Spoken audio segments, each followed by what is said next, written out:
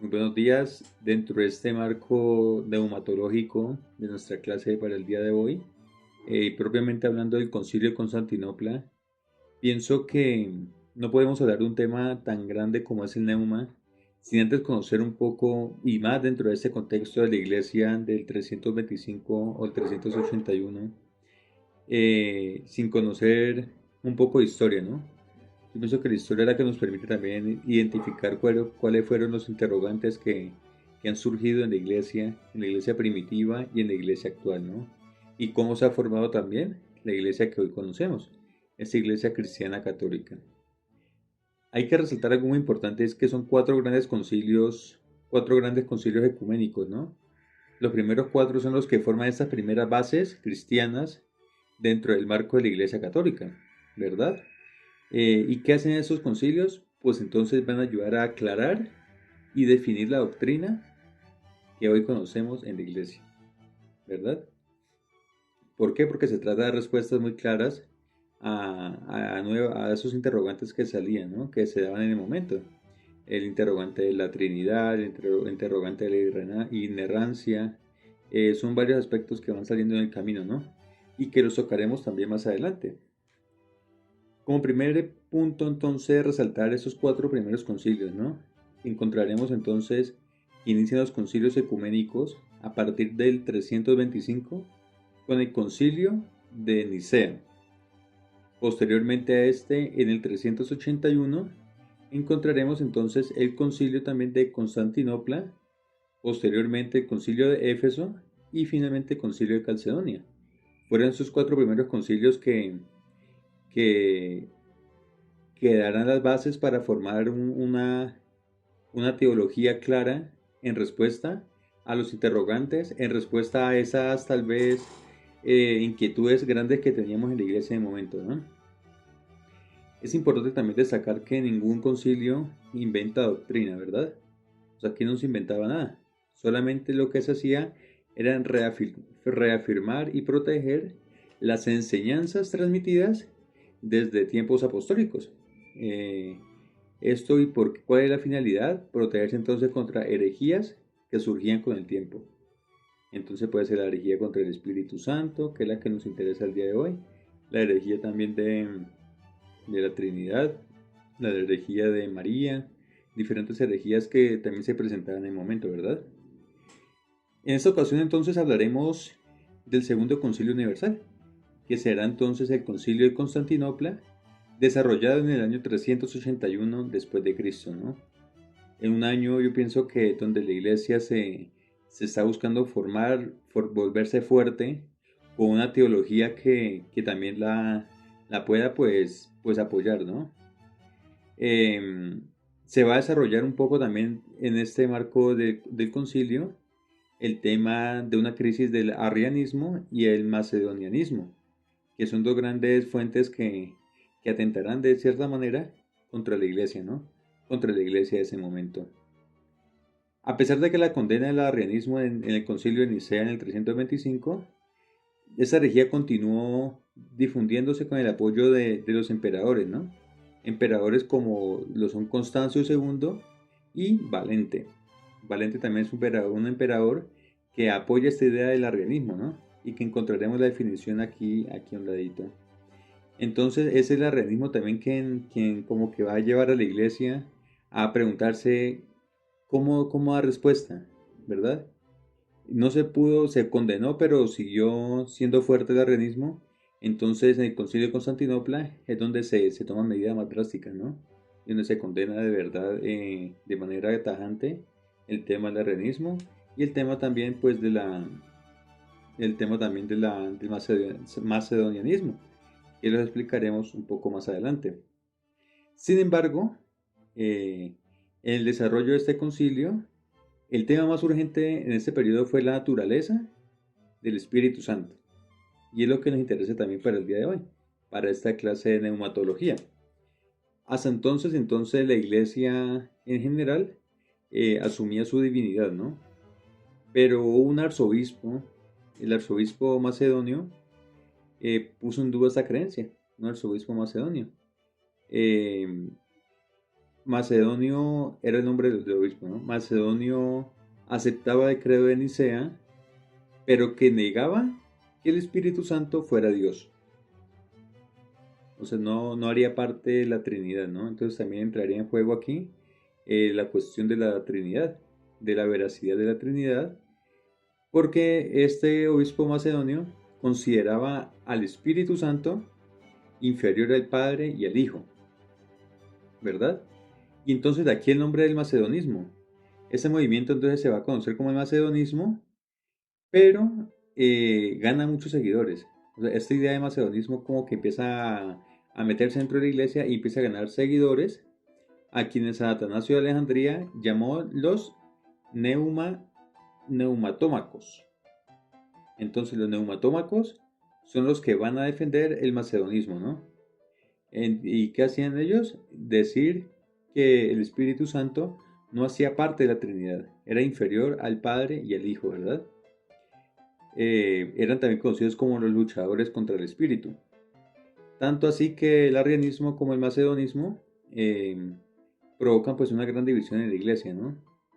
Y lo hizo urgente pues definir que debía aceptarse y rechazarse esto en la fe cristiana, ¿no? Y precisamente ese es el tema del concilio. El tema del concilio es buscar respuestas claras y concisas a este tipo de razonamientos, ¿no? El tema pues ya propiamente del macedonismo y los neumatómacos. Bueno, dentro del concilio que se convocó en el año 380 después de Cristo, fue por el emperador Teodosio I, ¿sí? Un hombre que se convierte al cristianismo y declaró que es la única religión oficial del imperio, ¿no? Y sería pues la fe profesada por el Papa San Damaso I, echando atrás todo vestigio de paganismo. En ese tiempo entonces ya el imperio romano se empieza también a volver al cristianismo, ¿no? Entonces aquí algo muy importante es que son los emperadores también los que van a llamar a la unión de la iglesia, a la unión de la iglesia universal para que den respuesta a estos interrogantes, ¿no? Son los propios emperadores que dicen, hay que dar respuesta, hay que fundamentar una teología de la iglesia. Sin embargo, las disputas dentro del cristianismo aún necesitaban ser resueltas, ¿no? Y problemas graves como este, como el tema del Espíritu Santo. Entonces, ante esa situación, muchos obispos solicitaron la celebración de un concilio, pues para poner fin a las discrepancias doctrinales, ¿no? Y que son, a mi punto de ver, son terribles. Em, entonces, se necesitaba eso, ¿no? Un concilio. Yo creo que aquí algo muy importante es que damos por hecho saber que es un concilio, pero damos por hecho, y en realidad muchas veces no sabemos definir qué es un concilio. Entonces, ¿qué podemos decir un concilio? Que es una reunión de obispos y otras autoridades de la iglesia para decidir asuntos doctrinales. Y de pronto más que decidir asuntos doctrinales, yo creo que es también reafirmar, como le decíamos al inicio de esa exposición, reafirmar la tradición apostólica, ¿no? Entonces, reafirmar esto nos lleva a un concilio. Y el concilio entonces va a ser eso, ¿no? Una reunión de obispos que tratan de dar solución a un problema específico. Y es en el año 381 que el emperador Teodosio I convocó al concilio de Constantinopla. Se dio la idea en el año 380, pero es en el 381 que ya se convoca directamente al concilio en Constantinopla, ¿no? Al que asistieron más o menos aproximadamente 150 obispos de la iglesia, obispos, es un concilio ecuménico, ¿no? Cabe señalar también que Teodosio organizó el concilio, pero no lo dirigió, pues no tenía la preparación teológica necesaria para dar respuestas a estos interrogantes que surgían, ¿verdad? Inicialmente, pues el concilio fue presidido por el obispo Melesio de Antioquía, pero pues muere y tras su muerte entonces asume la presidencia San Gregorio Nacianceno.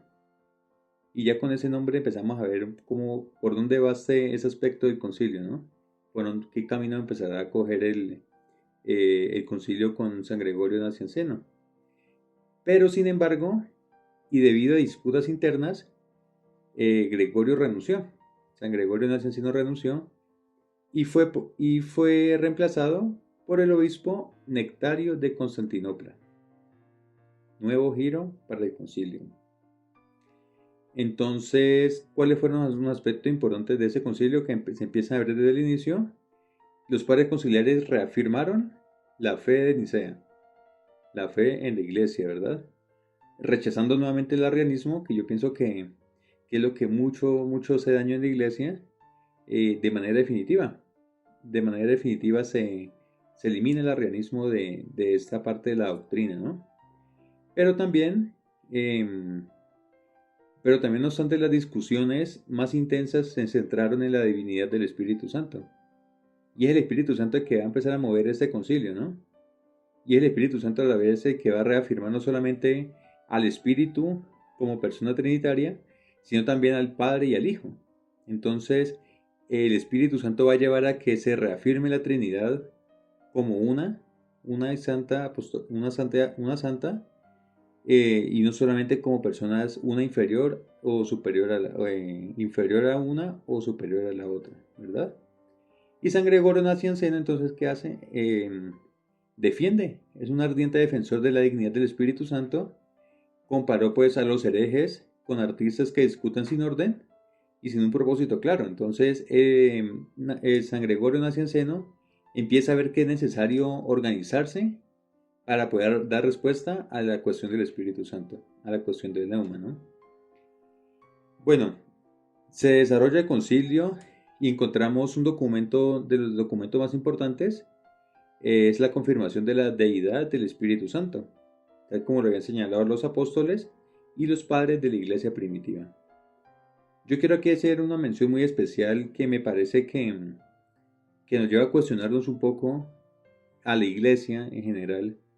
Es como volver a las raíces, como volver a la fuente de donde emana la iglesia, nos lleva a reafirmar eso, ¿no? De pronto, en este concilio se volvió la fuente de los apóstoles. ¿Y qué otro concilio podemos encontrar parecido, similar? Al concilio de Trento. Siempre surgen esos concilios para dar respuesta a esas inerrancias, a estas cuestiones teológicas que tratan de desviar la doctrina social de la iglesia, ¿verdad? Pero entonces volver a la fuente, en este caso volver a la fuente de los apóstoles y los padres de la iglesia primitiva, nos permite nuevamente reafirmar lo que ya veníamos creyendo.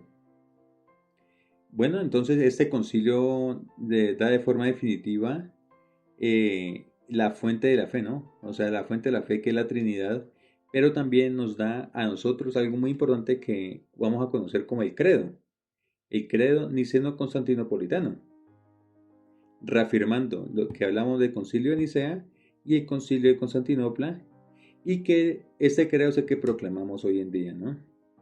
Aunque no sé, muchas veces no sé si credo completo, pero entonces sí se nos queda eso, ¿no? El concilio niceno-constantinopolitano, donde se reafirma al Espíritu Santo como Señor y dador de vida, que procede del Padre y del Hijo, que con el Padre y el Hijo recibe una misma adoración y gloria, y que habló por los profetas, ¿verdad? Y la parte del medio del credo que nos reafirma esa parte del neuma como parte de una Trinidad, como parte entonces del Padre y el Hijo unidos, y que van a crear pues lo que vamos a conocer como, pues que vamos a encontrar en el credo niceno-constantinopolitano, ¿no? A continuación entonces les voy a leer, vamos a ver el credo, cómo quedó y algunas pautas en forma de conclusión, ¿verdad? Entonces el credo dice de la siguiente manera: creo en un solo Dios, Padre Todopoderoso, Creador del cielo y de la tierra, de todo lo visible y lo invisible. Creo en un solo Señor Jesucristo, Hijo único de Dios, nacido del Padre antes de todos los siglos. Dios de Dios, luz de luz, Dios verdadero de Dios verdadero, engendrado, no creado, de la misma naturaleza del Padre, para quien todo fue hecho, que por nosotros los hombres y por nuestra salvación bajó del cielo, y por obra del Espíritu Santo se encarnó de María, la Virgen, y se hizo hombre.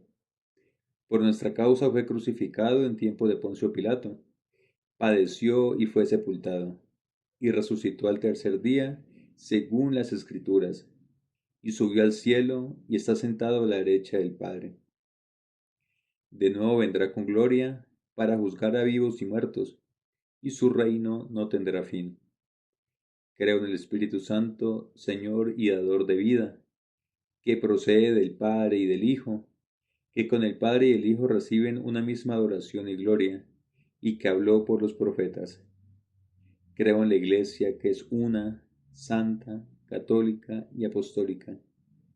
Confieso que hay un solo bautismo para el perdón de los pecados. Espero la resurrección de los muertos y la vida del mundo futuro. Amén. A forma de conclusión, el credo niceno-constantinopolitano nos da la respuesta que necesitamos al momento de hacerle frente al arrianismo, que era demasiado fuerte y que fue algo que chocó con el concilio de Nicea, pero también al macedonianismo. Entonces van a ser en estos dos aspectos que el credo da respuesta, ¿verdad? Y que credo es el resultado del concilio de Nicea. Entonces miremos cómo el Señor va a actuar en este concilio para que demos respuestas apropiadas y concretas en algo tan especial como es el credo niceno-constantinopolitano a esa problemática que se vivía, ¿no? Bueno, finalmente, pues el Concilio de Constantinopla, desarrollado en el 381, pues estableció las bases definitivas de la doctrina trinitaria, ¿verdad? El Padre, Hijo y Espíritu Santo, protegiendo entonces la fe apostólica contra errores teológicos que se querían difundir. Eh, y bueno, yo pienso que como cristianos debemos de ser fieles a este credo, ¿no? Un credo que a fin de cuentas es inspirado por Dios y defendido por los padres de la Iglesia a través de todos los tiempos. Y si vemos desde el primer concilio de Nicea hasta el último concilio Vaticano II, podríamos decir, siempre se va a buscar reafirmar esta doctrina que viene de los padres de la Iglesia, ¿no? De esa Iglesia primitiva, en el volver a las fuentes y en el volver a donde iniciamos nosotros como Iglesia, ¿verdad? Y el volver a las fuentes es lo que nos lleva pues a reafirmar lo que hoy creemos. Muchas gracias.